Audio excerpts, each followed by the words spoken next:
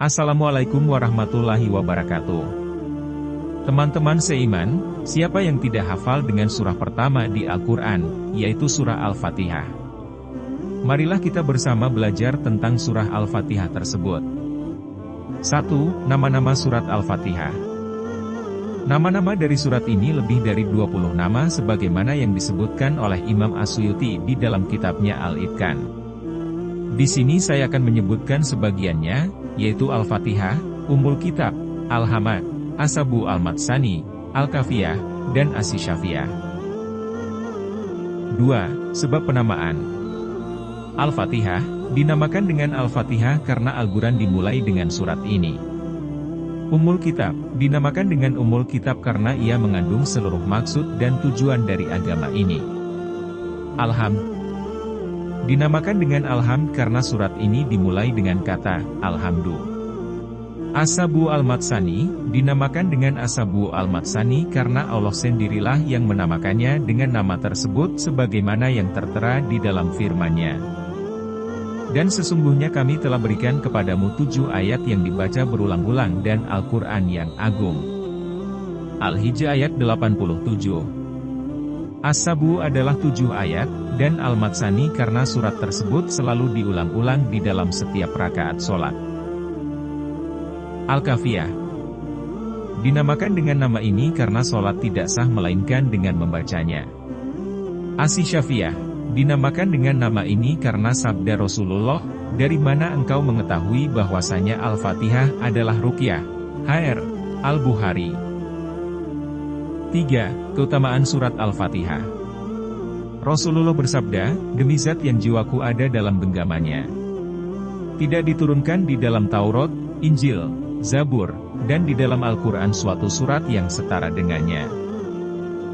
Sungguh ia adalah As-Sabu Al-Matsani dan Al-Quran Agung yang diturunkan kepadaku. Hr. At-Tirmidzi, Sahih Al-Jami, nomor 7079. 4. Keselarasan awal surat dengan akhirnya. Surat Al-Fatihah dimulai dengan firman Allah, Alhamdulillahi Rabbil Alamin. Artinya, segala puji bagi Allah, Tuhan semesta alam, dan diakhiri dengan doa. Ihdinas siratal mustaqim, siratal ladzina an'amta 'alaihim, ghairil maghdubi 'alaihim waladdallin. Artinya, tunjukilah kami jalan yang lurus, yaitu jalan orang-orang yang telah engkau beri nikmat kepada mereka, bukan jalan mereka yang dimurkai dan bukan pula jalan mereka yang sesat. Pembahasan utama surat Al-Fatihah adalah menentukan rambu-rambu agama, pokok-pokoknya, dan ranting-rantingnya. 5. Faedah-faedah surat Al-Fatihah. 1. Surat ini dimulai dengan kata Alhamdu, karena Allah memberikan nikmat dan karunia-Nya kepada para hambanya sebelum mereka sendiri memintanya. Maka sudah sepantasnya para hamba memuji Allah hingga Dia sendirilah yang mengingatkan mereka hingga mereka memperbanyaknya.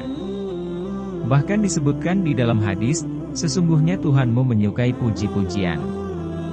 As-Silsilah Shahihah nomor 3179. 2. Disebutkan dalam surat ini 2 amalan hati yang sangat penting, yaitu, ikhlas, hanya kepada Engkaulah kami menyembah, dan tawakal, dan hanya kepada Engkaulah kami mohon pertolongan. 3. Disebutkan pula di dalam surat ini pentingnya teman dan panutan yang soleh, tunjukilah kami jalan yang lurus, yaitu, jalan orang-orang yang telah Engkau anugerahkan nikmat kepada mereka. 4. Isyarat kepada pentingnya persatuan umat, hal ini dapat dilihat dari firman-Nya. Hanya kepada Engkaulah kami menyembah dan hanya kepada Engkaulah kami mohon pertolongan. Ayat ini menggunakan ungkapan, kami, dan bukan, saya.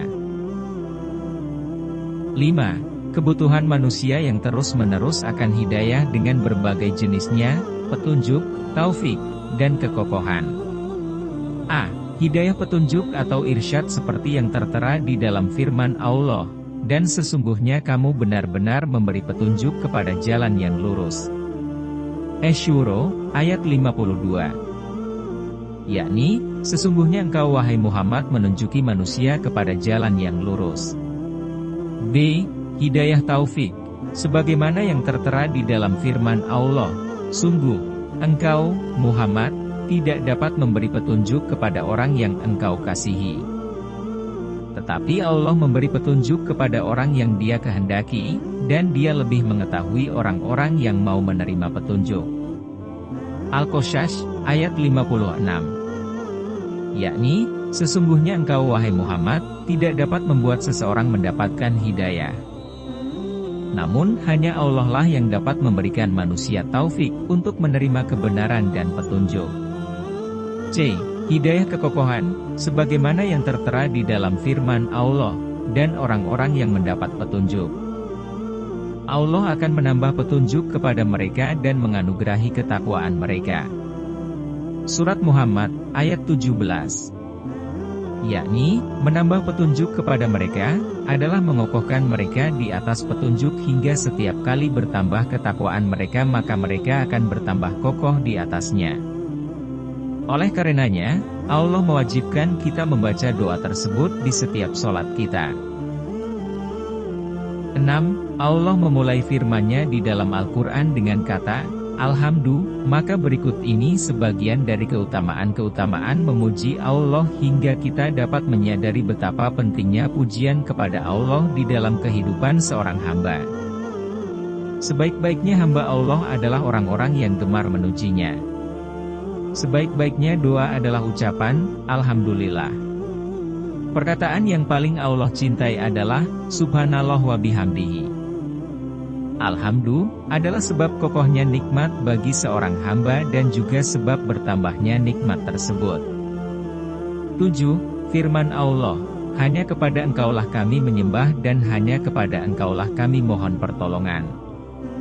Dalam ayat tersebut, penyebutan ibadah lebih dahulu daripada penyebutan permohonan pertolongan karena ibadah adalah jalan menuju pertolongan. 8.